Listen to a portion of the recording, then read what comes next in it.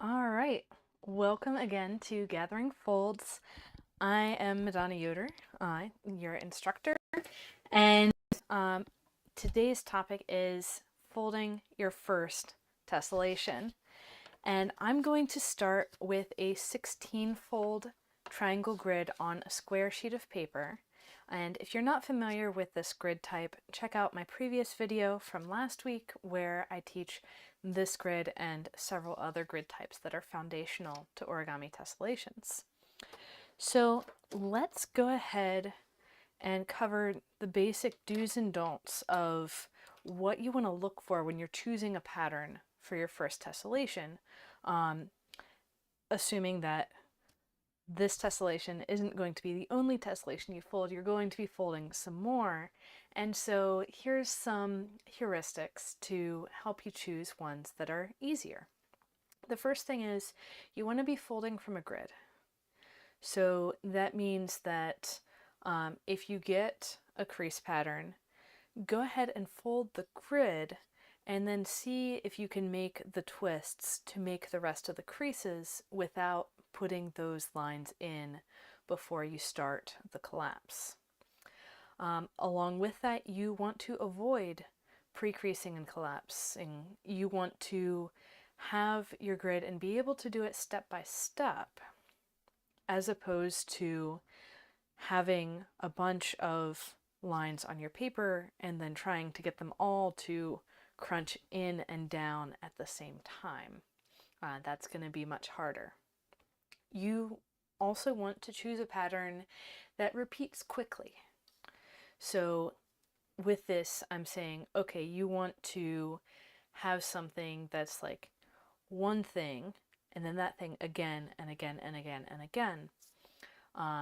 If it's a square kind of thing, you're going to have it 4 times around. If it's a triangle kind of thing, you're going to have it 6 times around. And you want to keep the structure as simple as possible so you can focus on the actual mechanisms of folding without having to think back like, oh, am I doing this in the right spot? Am I supposed to be doing something else here? So that's simple structures. And you want to get instructions for whatever tessellation you're folding. For your first few tessellations, you're going to want video instructions. A lot of people really struggle with folding from books. Some people do manage it, but video is really the way to go, especially top down. And then on the don't side, don't use a grid with too many divisions. Like I could have said, oh, we're going to use a triangle grid with 32 divisions, but that's kind of pushing it in the beginning. In the very beginning, you're going to want to use a grid that is quick to fold so you don't feel all of this emotional investment in the grid that you've folded. You don't feel like there's high stakes that you might waste the time that you've put in already. So keep the divisions low in the beginning and you can work up as you go on. So I've been folding tessellations for 5 years now, and I'm just barely reaching the point where I regularly fold things on 64 fold grids. So for a long time there, I was using 32 fold grids. And I was using small paper to start, so there's no limit to what size of paper you need when you start folding tessellations. I was using 15 centimeter kami for my first 100 tessellations. And it's not going to hold you back. You're just going to have to learn a few techniques to keep from ripping. These days I do use Skytone predominantly. There's also this nice butcher paper that is useful. It's thinner. It holds the position of things less well than the Skytone, but you can get it in remarkably large sizes for remarkably cheap. Like 10, 11 bucks for a 100-foot roll that's 18 inches wide. Great pricing. And you can get butcher paper anywhere in the world. So anyways, back to grid sizes. 32 fold is perfectly fine. You can usually get a center and a ring of repeats as long as your tessellation isn't too extended in its structure. But as I've been folding more and more things, I've been working more with extended structures, and so I need more grid. And then my last piece of advice is don't just go out and buy a random crease pattern to try for your first tessellation. That is going to be a recipe for suffering. You may have stumbled across an advanced pattern that you wouldn't necessarily be ready for a year. But if that's going to be your entry point, you're going to have a lot of frustration when you start. So now that we've gone over the do's and don'ts of choosing your first several tessellations to fold, let's go ahead and get started with my paper in front of me today. So what I'm going to show you is the three-way intersection on a triangle grid that will lay flat. So when I say three-way intersection, I'm going to take a line out in each of the three grid directions. So there are 6 lines coming into this point. I'm going to pick 3 of them spaced equally apart from each other. And I'm going to bring them up as mountain folds. So when you are folding tessellations, you'll usually find crease patterns that have the mountain and valley folds and a background grid. And I'll always use red solid lines as mountain folds and blue dashed lines as valley folds. And you'll see similar conventions in other designers, other diagrammers, but not necessarily exactly the same colors. But typically the solid lines will be mountains and the dashed lines will be valleys. So with these 3, I have 3 different ways that I could hold the paper to make a flat intersection if I'm not using pleats. So I can put the valley between any 2 of my mountains and get a flat paper. Now this is coming from some flat foldability rules where the number of mountains and the number of valleys, the difference between those 2 has to be 2 if you're going to fold the thing flat. So you can have, in this case, 3 mountains and 1 valley, and that will be flat foldable. So let's say I want to have my valley where I marked it, and I want to have this be some kind of flat folded thing. So this 3-way intersection, you can see I'm not rotating each pleat the same way. That would give me a triangle twist, specifically a closed triangle twist. But I'm letting one of these fall over. So I then have valleys in each of these locations.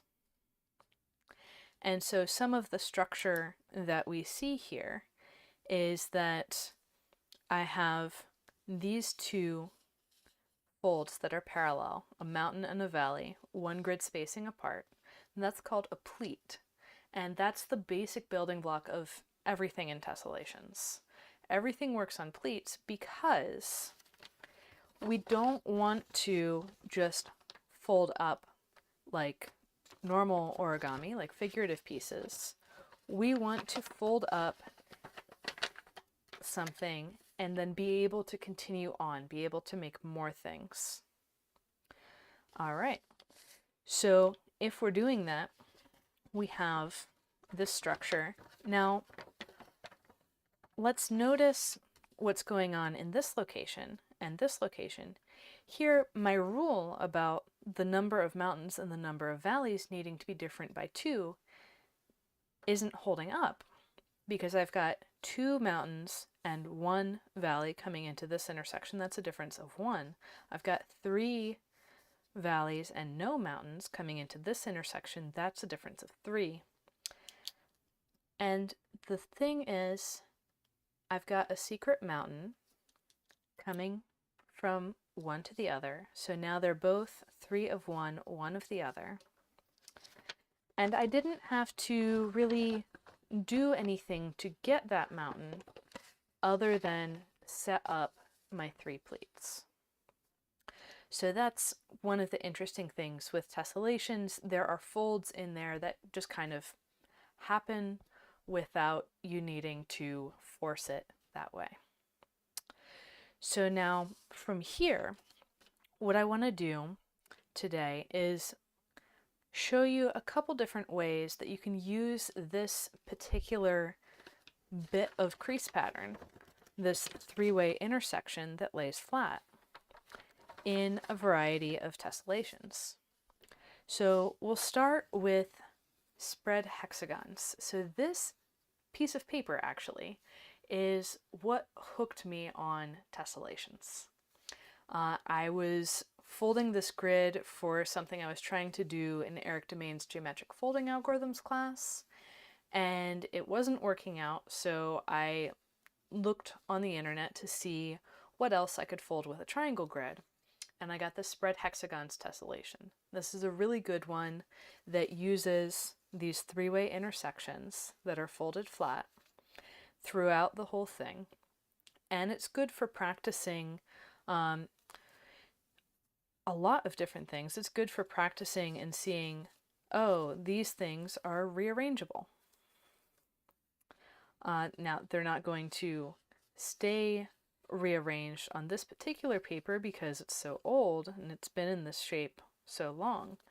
But the other thing that really hooked me, you see these Sharpie lines on here? They're hexagons. And when I flipped it over, I got smaller hexagons on the back.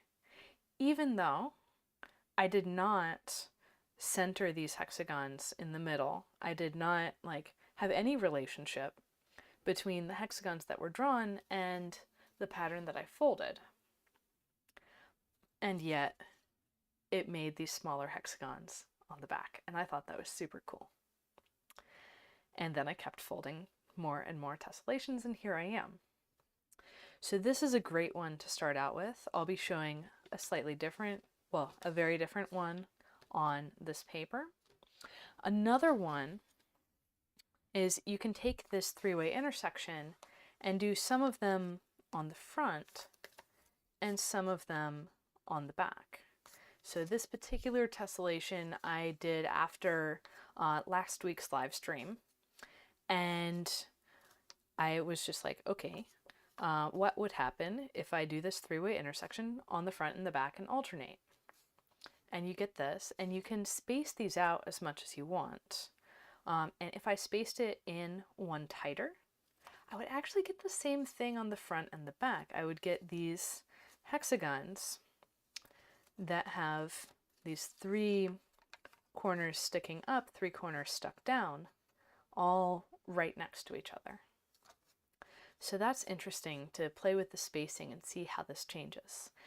This really looks like it's twist-based, but it's all on grid lines, and it would be a good challenge for you to see if you can fold it for yourself. So that returns me to this right here, and to some of the things that I put up in the cover of today's video. So when we're looking at this, we can decide how we want to continue. Do we want to continue in a rotationally symmetric way? Do we want to mirror? How do we want to do this? So I want to show you a way of mirroring this to the other side. And I'm going to mirror over this blue line. Now this is a solid blue line, which is a mirror line and not a fold line. The dashed blue line is a valley fold. And so what I'm saying with this line is I'm going to treat this as a mirror line throughout the pattern. So if I want to put in my next three-way intersection, I can pick a point and I can see that the other side of the mirror line, those three folds came into a single point there. So they're going to come an equal distance on the other side of the line into here.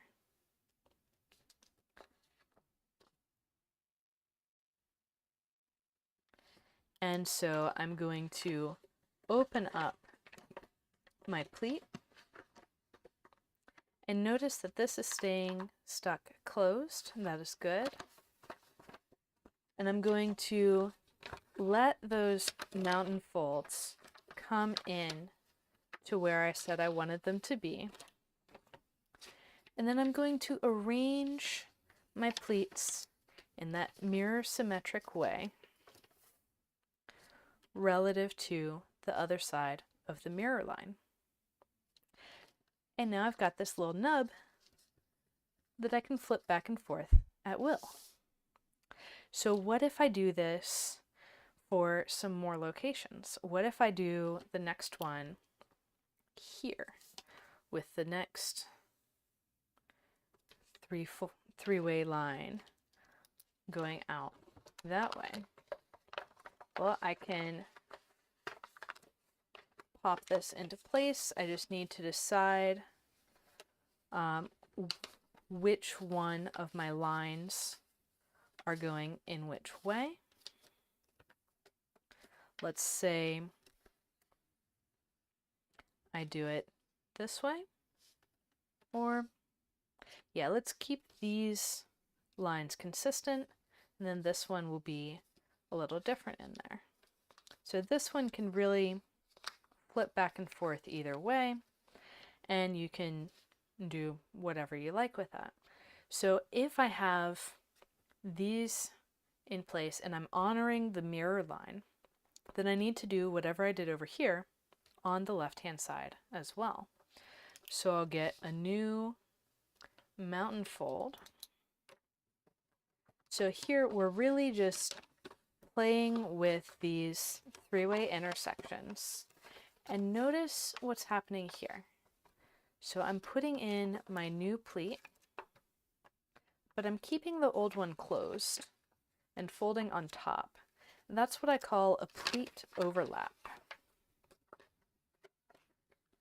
And so then we can close out that section.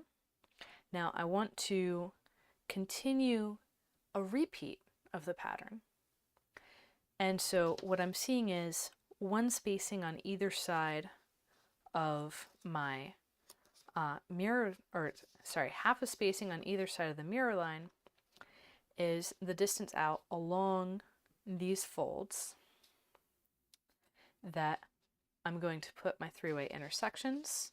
And so I can open up pleat 1, open up pleat 2, get my three-way intersections, and bam, I've got a repeat to my pattern.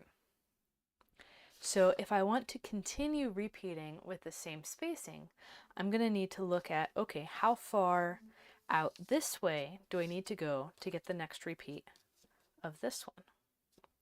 And in this case, it's 3 spacings, so 1, 2, 3. I open up the pleat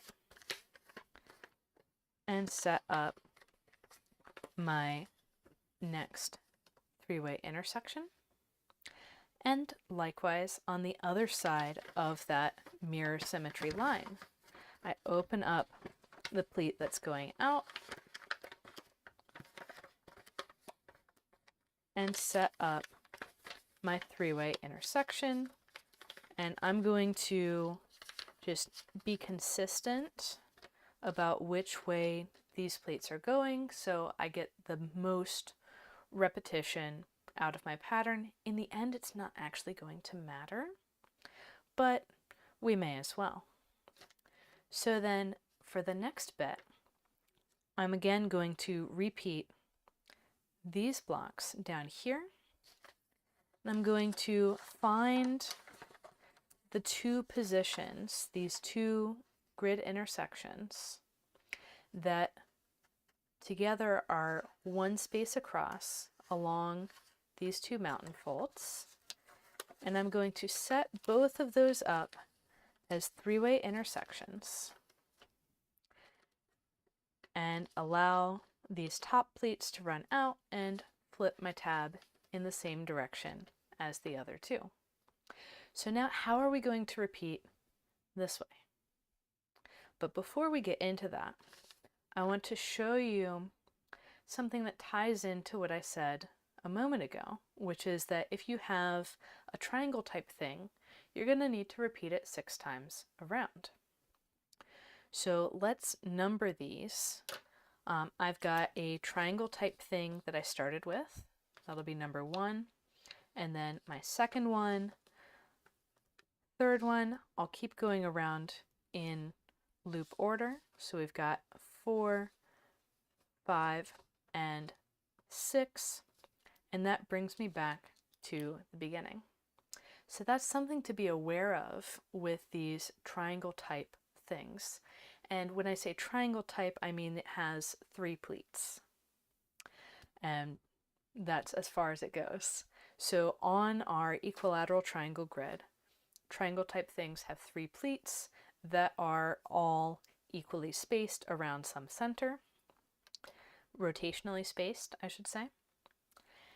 And then we can continue from there. So no matter what system we're looking at, we're always going to end up with 6 around. So that brings us to these pleats over here where we can do something a bit more.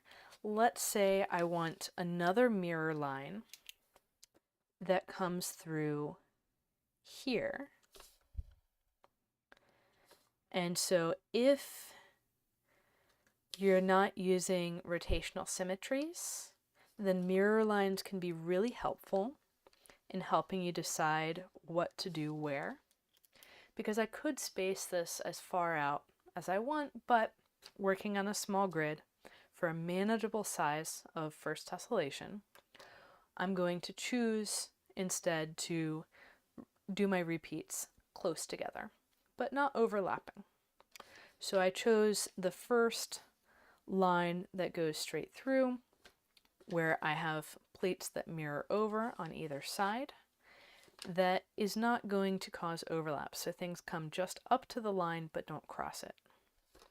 So when I pull this open a little to look on the inside, I'm seeing 1.5 spacings between the 3-way intersection and the mirror line. So then 1/2 and 1 spacings out on the other side, I get my next 3-way intersection. And this, again, is going to cause a pleat overlap down here. Don't worry about that. We'll resolve it later. And I'm going to maintain the direction of my pleat as it's laying down. And you can see I've got a corner that exactly mirrors my next intersection over. So what I like to do when I'm folding tessellations is as soon as I have a pleat overlap, I go and I deal with that in whatever way I'm going to deal with it. So in this case, what I can see here is I've got 1, 2, 3, 4 3-way intersections here, and I know I need 6 to finish it out, so I need 2 more somewhere in here. Okay, so how does that help me? I can locate where these are going to be. So the center of one is going to be here, and the new pleat is going to go out that way. The center of the other, as on the left side, as on the right, so on the left of the mirror line, this is going to be 1, 2, 3 grid spacings out from the corner. And so it's going to be here, and the new bit is going to go that way. So let's check and see if there's a line that goes straight between these two. And there is, because there must be, because we've maintained our symmetry with the pattern. And we can go ahead and bring both of these into place. Now I'm going to repeat that again slowly. What I'm doing here is I'm opening up the pleat overlap, first from the latest pleat to go in, and then the previous pleat. I'm keeping an eye on my three-way intersection grid intersections, and I'm letting my three mountains come up around each grid intersection. Then I'm pinching them together so they fall into place. I'm making sure that they're falling into the alignment that I want. And finally, I can flip this flap up to match the alignment on the other side of the mirror line. And if I had more grid, I would go ahead and do this for more repetitions. In this case, I have a repetition on the top and the bottom that I can go ahead and do for this one. Again, I've got 3 spacings out from these corners of our little diamondy shapes. And I'm going to set up that 3-way intersection and align my my layers the same way as they were before. So setting that up again on the top, I'm looking 3 grid spacings out.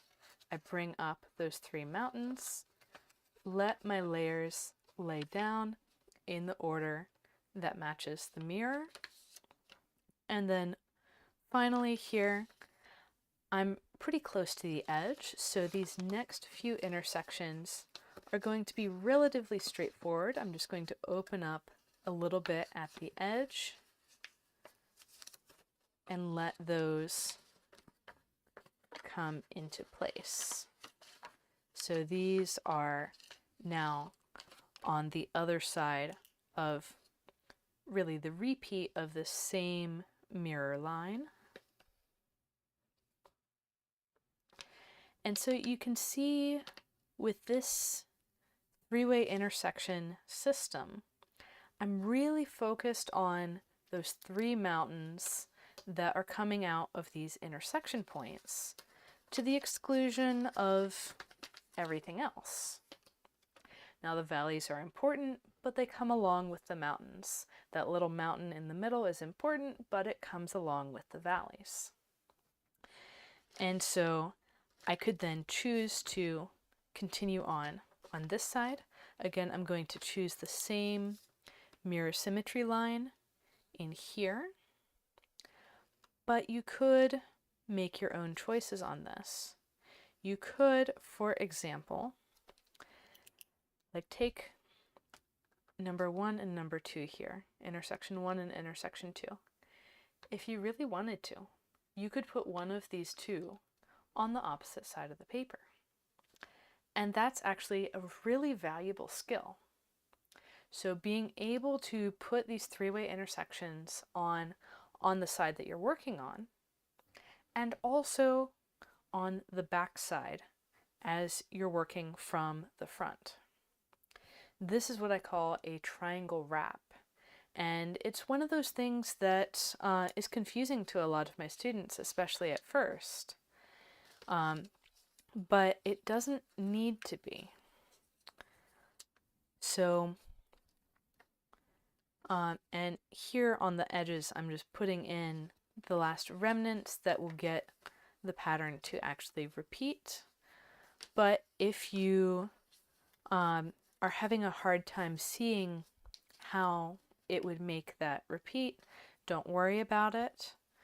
You can always do this shifted over on the grid where you don't have these partial repetitions. So this skill of being able to say, okay, I've got something on this side and I want to put in a three-way intersection on the other side. That is a very important skill when you are folding more complex designs. And that's something that you can practice from the very beginning because it just uses grid lines. And so now we've got these hexagons and these rhombi, and it's going to create these repeating patterns as much as we want if we give it more grid to work with. So that is what I have for y'all today. One more thing actually before we go. I want to count this loop in the other direction. So we've counted this loop of 6.